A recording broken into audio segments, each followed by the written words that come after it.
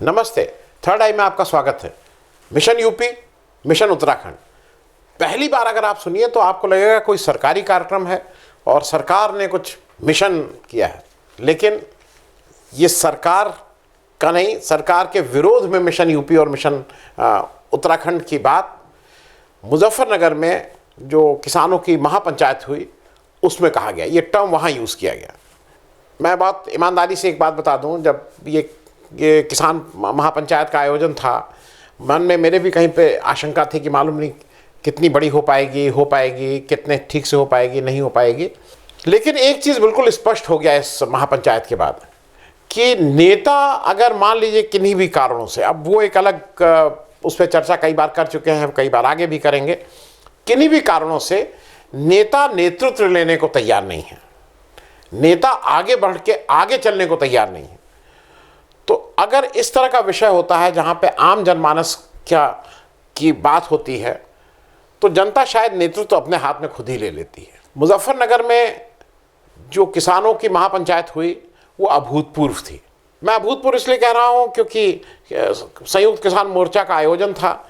सब लोग ये कहते थे कि ये तो पंजाब और हरियाणा के लोग किसान आए हैं इसमें, लेकिन 15 अलग अलग राज्यों से किसान लोगों का रिप्रेजेंटेशन था।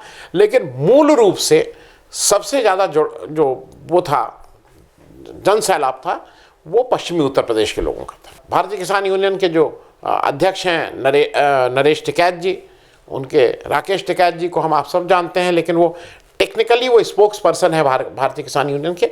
इन लोगों ने बहुत मेहनत की थी, इन लोगों ने वो किया।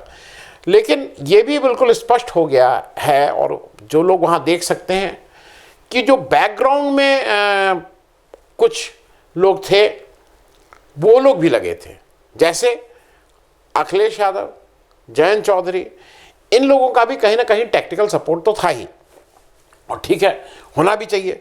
क्योंकि जब ये वाली पार्टी भाजपा को केवल इलेक्शन और इलेक्शन ही समझ में आता है, इलेक्शन के सिवा उसके पास ना कोई एजेंडा रहता है, ना कोई कार्यक्रम रहता है, ना कोई सोच रहती है। वो तालिबान हो रहा है तो इलेक्शन में कैसे फ़ायदा हो, मतलब जो मैं क्या बोलूं।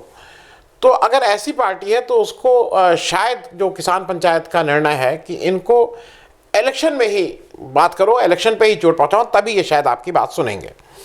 इसका एक भावना ये भी थी कि बंगाल में किसानों ने जाके भाजपा का विरोध किया था, लेकिन मेरे हिसाब से इतने सशक्त रूप से नहीं किया था। टोकनिज्म ज़्यादा था, लोग गए थे वहाँ पे बैठे थे, कुछ सब क्षेत्रों में नहीं, कुछ जगह घूमे थे, लेकिन कोई बहुत ज़ोरदार ढंग से विरोध नहीं हुआ था। ये ज़रूर कहा था कि बीजेपी हराओ इत्यादि इत्यादि। जब भाजपा को ममता बनर्जी ने एक बुरी शिकस्त दी तो उसके बाद लगा था कि शायद कुछ रवैया बदलेगा, शायद किसानों से बात करेंगे।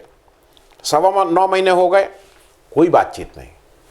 600 से ऊपर किसानों की मृत्यु हुई है, संवेदना का एक शब्द भी नहीं। अच्छा, अब दिक्कत हमारे इस भाजपा में क्या है ना, जब तक बड़े साहब नहीं अगर संवेदना बोलेंगे तब तक छोटे साहब और नीचे के लोगों को लगता है भैया कहीं संवेदना कब कर दिया तो नंबर ना कट जाए, नंबर कट जाएंगे तो मंत्री पद भी जा सकता है, एमपी में अगली बार टिकट मिले ना मिले, एमएलए का टिकट ना मिले।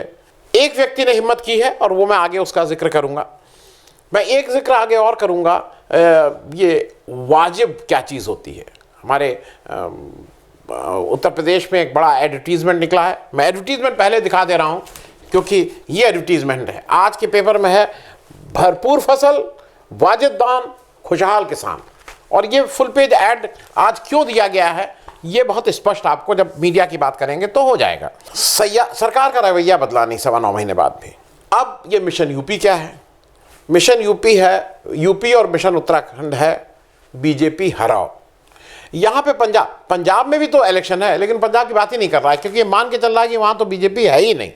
क्योंकि किसान आंदोलन को और व्यापक बनाने के लिए, उसमें और धार वो करने के लिए मोनेटाइजेशन और दूसरे और मुद्दों को भी किसान आंदोलन अपने साथ जोड़ रहा है। अब जरा चुनाव की बात कर लें, क्योंकि सारी चीज़ें ले दे के भाजपा को चुनाव समझ में आता है। मुजफ्फरनगर में 6 सीटें हैं, 6 सीटों पे इस समय भाजपा के विधायक हैं। राकेश टिकैत ने एक बड़ा ऐलान मंच से किया और वो ऐलान था अल्लाह अकबर हर हर महादेव। ये मेरी याद में पिछले 2-4-5 साल में हिंदुस्तान के जो सबसे अपने को सेकुलर समझते हैं और इसकी कस्में भी खाते हैं, ये नारा देने की हिम्मत पिछले 4-6 साल में किसी की नहीं रही है, चाहे वो अखिलेश यादव हो, चाहे वो मुलायम सिंह यादव हो। लेकिन मन से जब राकेश टिकैत ने अल्लाह अकबर और भीड़ से उसके जवाब में हर हर महादेव आया, तो मेरे कानों को तो ये बहुत सुखद लगा। अल्लाहू अकबर, अल्लाहू अकबर, ये नारे लगते थे। हर हर महादेव और अल्लाहू अकबर के नारे इसी धरती से लगते थे। अगर हमारे शहीद होना पड़ेगा तो हम मोर्चे पर होएंगे, या तो जीत का आएंगे, बगैर जीते नहीं आएंगे वापसी। ये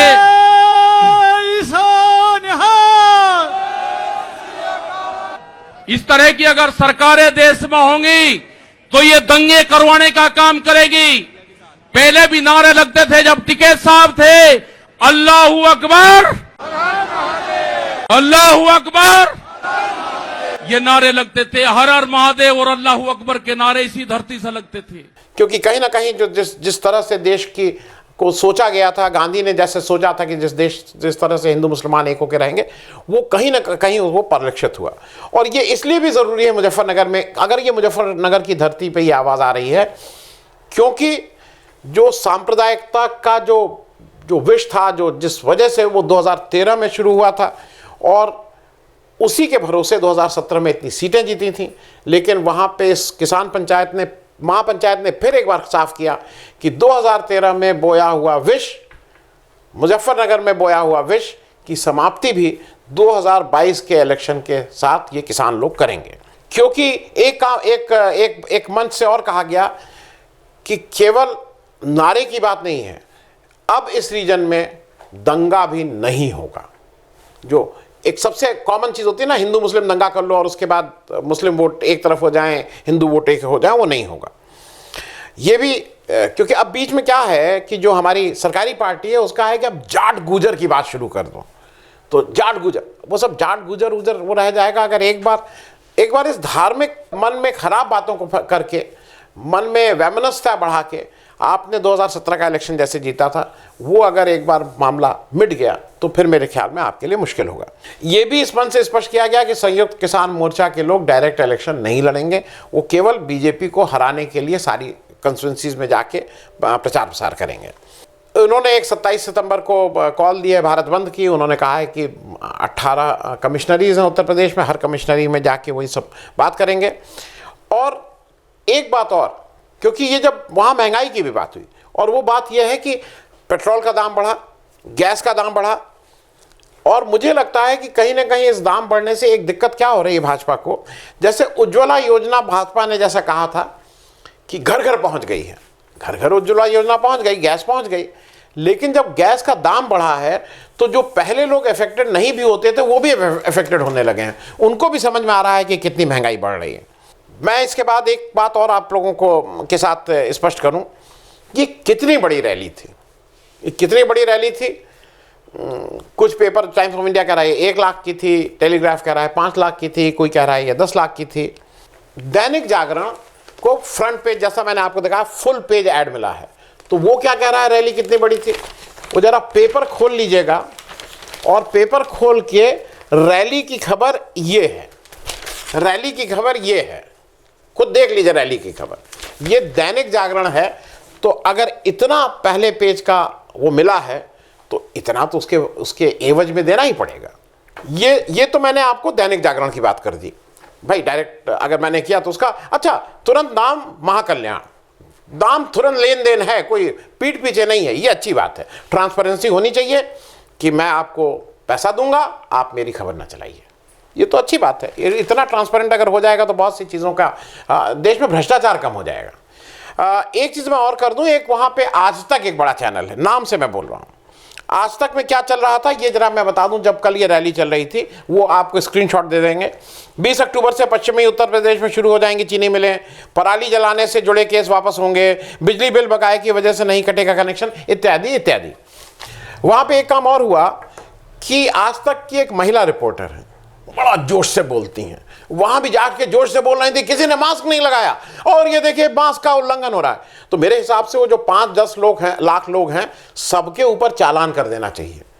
कितनी आय आएगी, मतलब एक आदमी से अगर 2-2 हज़ार रुपया ले लिया जाए किसानों से, क्योंकि मास्क लगाए नहीं है कोई, ये हम लोग भी देखे हैं, और गवाही की जरूरत पड़ेगी तो मैं भी गवाही दे दूंगा कि मास्क नहीं लगा। तो सोचिए 5 लाख इंटू 2,000, कुछ करोड़ अरोड़ मिल जाएगा। और आज तक वाले उसको कह ही रहे हैं कि मास्क नहीं लगाएं, टीवी की बाइट भी मिल जाएंगी, प्रत्यक्षम किम प्रमाणम, प्रमाण भी है, मैं भी गवाही देने को तैयार हूं। तुरंत इन सारे लोगों के ऊपर आप लगाइए, FIR करिए, और सबसे वसूलिए 2,000 5,000 जो मैक्सिमम होता है वो वसूलिए। खैर, वहां पे इस आज तक की जो महिला रिपोर्टर थी, इनकी जो दशा हुई है वो भी एक 10 सेकंड की आप क्लिप देख लीजिएगा।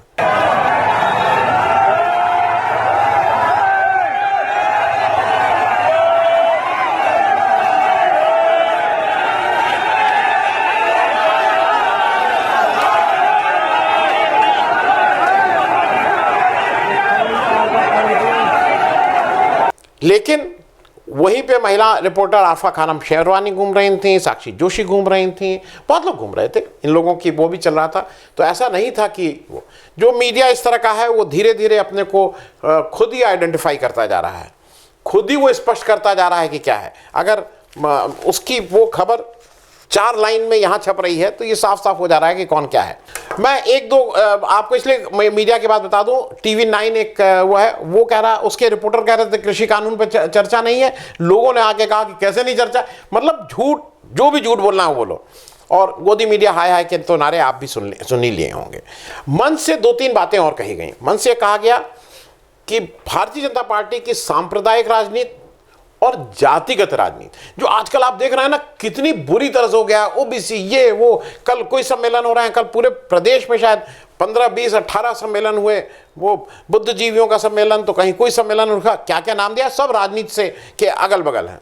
कुछ राजनीतिक लोगों ने भी बात की, राहुल गांधी ने इस रैली को अपना सपोर्ट दिया, सीताराम येचुरी ने अपनी इस रैली को अपना सपोर्ट दिया, और वरुण गांधी ने भी साफ साफ कहा कि अपने लोग हैं, सरकार को इनसे बात करनी चाहिए। एक और तो और जो RSS BJP के मतलब जो उनका फ्रंटल संगठन कह लीजिए, या उससे प्रभावित उस तरह की विचारधारा का संगठन है भारतीय किसान संघ, उसने भी कहा है कि किसानों से बात करो, खेती को कॉरपोरेट के हवाले नहीं किया जा सकता है, ये वो भी कहने लगे हैं। महापंचायत का एक फायदा यह है कि कॉरपोरेट और कॉमनल गठजोड़ जो है वो कमजोर होता दिखाई दे रहा है। ये एक हो गया था ना कि कॉर्पोरेट और कॉमन, एक तरफ कॉमनल एक तरफ कॉर्पोरेट, ये दोनों लोग मिलके एक स्ट्रांग वो कर रहे थे, इस रैली ने उसको भी कमजोर किया है। राकेश टिकैत एक बात अच्छी बोले कि वो तोड़ेंगे हम जोड़ेंगे। मैं फिर से वो करूं कि राकेश टिकैत इस किसान आंदोलन से पहले अच्छे किसान नेता थे, लेकिन उनके बारे में बहुत से लोगों का ये था कि भाई वो बीजेपी के साथ जा सकते हैं, उनका बिजनेस वो, लेकिन जैसे कोई आदमी ग्रो करता है, इवॉल्व करता है, इस किसान आंदोलन में मेरे हिसाब से जो सबसे ज़्यादा ग्रो और इवॉल्व किए वो राकेश टिकैत किए हैं। आज राकेश टिकैत साफ साफ बातें कर रहे हैं, जो लोगों के मन में आशंका, वो कह रहे हैं नहीं कोई इलेक्शन नहीं लड़ेगा। वो कह रहे हैं कि जब तक ये 3 कानून वापस नहीं हुए हम सिंधु बॉर्डर या हम किसी बॉर्डर से नहीं जाएंगे। वो कह रहे हैं हमारी कब्र यहाँ बनेगी अगर ये वापस नहीं हुए। वो एक लंबी लड़ाई के लिए, तो वो उन्होंने बहुत ग्रो किया है इसमें। एक चीज़ और इस रैली में की गई, और वो भी इस बात करें कि उसमें बार बार कहा गया है कंट्री इज ऑन सेल, देश जो है वो बिक रहा है, मोनेटाइजेशन के रेफरेंस पे कहा गया था, और कहा गया है कि कॉर्पोरेट गद्दी छोड़ो, मोदी गद्दी छोड़ो, इस तरह की बातें। लेकिन मुझे एक चीज़ ये लगती है कि ऑपोजिशन पार्टीज, कुछ लोगों ने कल कहा भी, लेकिन वो उतने ठीक से मीडिया में नहीं आया है, आप मोनेटाइजेशन कर रहे हैं, और अगर दूसरी पार्टी ये कह दे, जो विपक्ष है वो ये कह दे, दूसरी पार्टी कि जिसने मोनेटाइजेशन का लिया हम सब वापस करेंगे, ये मीडिया ने इसको ठीक से कवर नहीं किया है, लेकिन जो ऑपोजिशन के लोग इस तरह की बात कर रहे हैं, तो मुझे लगता है कि शायद कुछ चीज़ों में तो आपको बिढ़ी नहीं मिलेंगी, क्योंकि अगर विपक्ष एक तरह से कमर कस के तैयार हो जाए कि अगर आपने ये सब देश की इस तरह की चीज़ों को बेचा तो दिक्कत होगी, तो मेरे ख्याल में लोग इस पर भी वो करेंगे। अब मैं जो बात मैंने आपसे कही थी शुरू में कि मैं आपसे बाद में करूँगा, अच्छा अब ये बताइए, जब घर में आपका या कहीं आप खाना खाने जाते हैं तो वो रेस्टोरेंट वाला या आपका घर में आपकी पत्नी या जो भी आपकी बेटी कभी बनाती है कि पापा कैसा खाना बनाया, तो वो कहती नहीं बहुत अच्छा बहुत अच्छा, वो कहती है कि आप कहते हैं कि नहीं खाना बहुत स्वादिष्ट है। आप कोई परीक्षा देते हैं, तो परीक्षा आप दे रहे हैं तो रिजल्ट बताता है आप कैसा, ना कि आप कहते हैं मैंने बहुत अच्छी परीक्षा, मैंने बहुत अच्छे किया, मैंने आप अच्छा ट्रीटमेंट। अगर कहीं किसी डॉक्टर के पास जाते हैं तो क्या डॉक्टर कहता है, हालांकि आप प्राइवेट डॉक्टर कहने लगे कि हम बहुत अच्छे, हमारे यहाँ अब क्या डॉक्टर है, हमारे यहाँ एसी चलता है, हमारे यहाँ इतनी बड़ी कैंटीन है, लेकिन ये तो मरीज बताएगा ना कि डॉक्टर साहब अच्छे कि कितने वो। उसी तरह से एक जो ऐड है, इस ऐड को मुझे लगता है थोड़ा इन लोगों को, आर्ट वालों को और काम करना चाहिए, आर्ट वर्क वालों को। भरपूर फसल, वाजिब दाम, खुशहाल किसान। वाजिब दाम कौन बताएगा? सरकार बताएगी कि वाजिब क्या है। अरे भाई, मेरी चीज आप खरीद रहे हैं, मुझे पता है इसकी क्या कॉस्ट आई है, वाजिब है कि नहीं है ये मैं कहूंगा ना, क्योंकि उत्तर प्रदेश में एक दिक्कत और है। वाजिब दाम मैंने कह दिया ना, और खुशहाल हो तुम। अगर तुमने वाजिब दाम या ये कहा कि मैं खुशहाल नहीं हूं, तो हमारे यहां कुछ कानून भी हैं जिसमें हम आपको ठीक कर देंगे। तो ये वाजिब कौन कहेगा? मतलब वाजिब अब सरकार कहती है कि वाजिब दाम है? नो, ये तो किसान कहेगा कि ये वाजिब है कि नहीं है, क्योंकि सरकार खरीदने वाली, किसान बेचने वाला है। और एक मुझे लगा, मैं चलते चलते कर दूं, मैं जनरली एक टैक्टिकल एरर कर रहे हैं। अगर अभी भी, इस समय भी, अगर आप समय की धारा, वक्त की रफ्तार को नहीं समझ पा रहे हैं, क्योंकि ये मेरे ख्याल में ये जो स्टेटमेंट है ये भी नहीं करना चाहिए था। सीएम योगी का पलटवार, किसान नहीं दलाली करने वाले हैं परेशान। ये मेरे ख्याल में आप दलाल ये सब कहना अब बंद करना चाहिए। देश की राजनीति है, किसान परेशान हैं, आप उनको कह सकते हैं कि ये कुछ किसानों का है, इनका है, लेकिन दलाल किसी को कहना है, ये कहने से मेरे ख्याल में आप ही की मुश्किल ज़्यादा होंगी। लेकिन ये तय है कि किसान महापंचायत ने एक नई दिशा दी है, और मेरे लिए ये शायद टर्निंग पॉइंट होगा 2022 में बीजेपी के जो चुनाव फिर से रिपीट करने की बात कोशिश कर रहे हैं। और अंत में चलते चलते आज लास्ट में आप लोग की आर्थिक मदद की आवश्यकता है। डायरेक्ट भी कर सकते हैं, मेंबरशिप के द्वारा भी कर सकते हैं, और अगर आपकी आर्थिक सहायता आती रहेगी तो हमें भी ये कार्यक्रम चलाने में बहुत आसानी रहती है। बहुत बहुत धन्यवाद। अगर आपको दी पब्लिक के कार्यक्रम पसंद आते हैं तो इन्हें लाइक करें। अगर आप इस वीडियो को YouTube पर देख रहे हैं तो चैनल को सब्सक्राइब करें, और अगर आप इसे Facebook पर देख रहे हैं तो दी पब्लिक के पेज को लाइक करें। अगर आप चाहते हैं कि हम निष्पक्ष पत्रकारिता को जारी रखते हुए आपसे जुड़े मुद्दों पर सवाल उठाते रहें तो हमें सहयोग करें। आपका छोटा से छोटा सहयोग भी इस मुहिम को जारी रखने में हमें ताकत देगा। डोनेट करने के लिए डिटेल्स जो हैं वो डिस्क्रिप्शन बॉक्स में दी गई हैं। धन्यवाद।